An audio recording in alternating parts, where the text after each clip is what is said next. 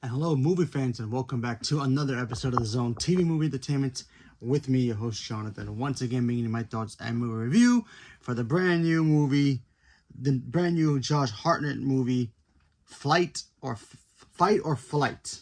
That's right. I finally got to watch this movie in theaters. Wanted to go check it out. It does Josh Hartnett and Christina Charter. Probably butchered that. I apologize.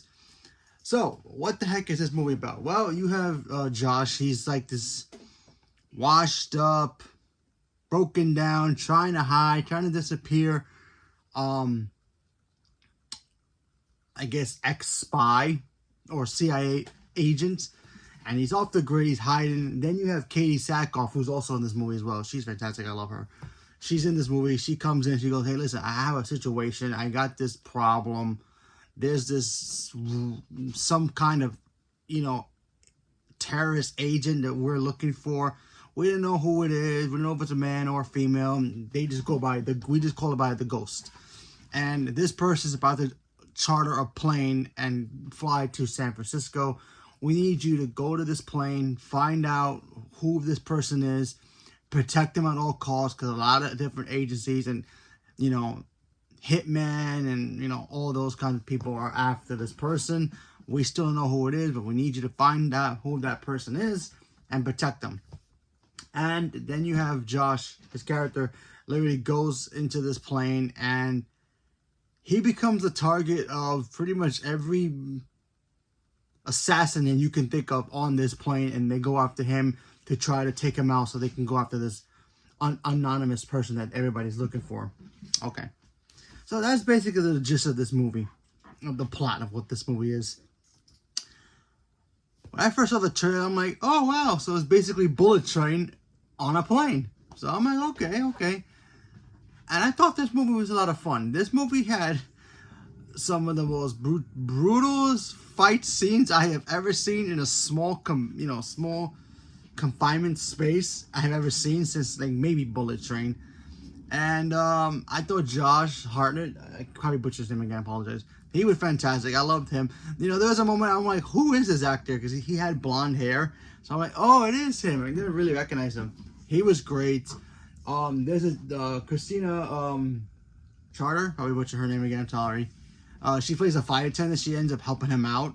She was great as well. And this whole situation where they got to find this, this anonymous person, terrorist person that they're looking for,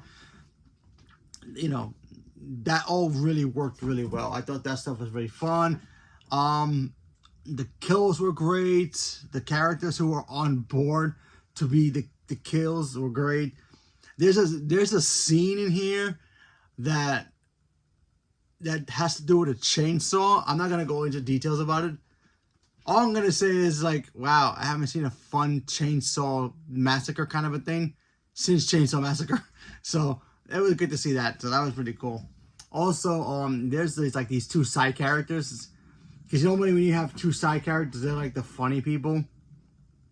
And sometimes they either ruin the movie or even make the film better.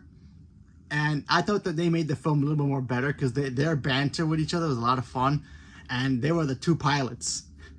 So every time they cut away to the two pilots doing their own craziness, I thought that stuff was really fun. The way that those two interact with each other was gold. So I thought that stuff was fun. Yeah, but you know what? Like I said, and Katie Sackhoff as well. She was fantastic as well. She's always great. I loved her. She's like his boss. And apparently they have like a love thing. They used to have a love thing going on with each other, so they have history. But I'll let you watch the movie to figure out why they kind of like split up. But yeah, I thought it was just kind of okay. It had some cool moments. My big concern, my big problem with the film is that the fact that they kind of reveal who this ghost person was, like really quick in the movie. I thought like we wouldn't figure out who that person was until like the end of the movie. But what can you do? But the ghost person was great too. So. Yeah, there were some surprises in here that I'm like, wow, I didn't expect that to be in here. And there was also some things in here that I'm like, okay, how do you sneak in aboard weapons into a plane? I see snakes on a plane, and even, you know, sometimes when I watch these movies with planes and you sneaking in weapons or snakes or whatever, I'm like, how did they get past customs? How did that happen? Like, seriously, these people had weapons. I'm like, that should not even be illegal, especially anywhere near a plane. But whatever. I thought it was pretty fun. It had some cool moments. And, yeah, I had a good time with it. So, if there's nothing out there you want to go watch, if you're still waiting for Stitch or Mission Impossible, that's next week, or you're in Final Destination, you just want to go to the movies and have some fun, check this movie out. It's not bad. So, leave a comment below. Let me know what you guys thought about Fight or Flight. Did you guys watch it? Not really watched it? You think it's just a ripoff of Bullet Train, which is pretty much it is. But it's still pretty fun in its own right. So, yeah, leave a comment below. Let me know what you guys thought. Stay tuned for more. Thank you very much. And have a good day.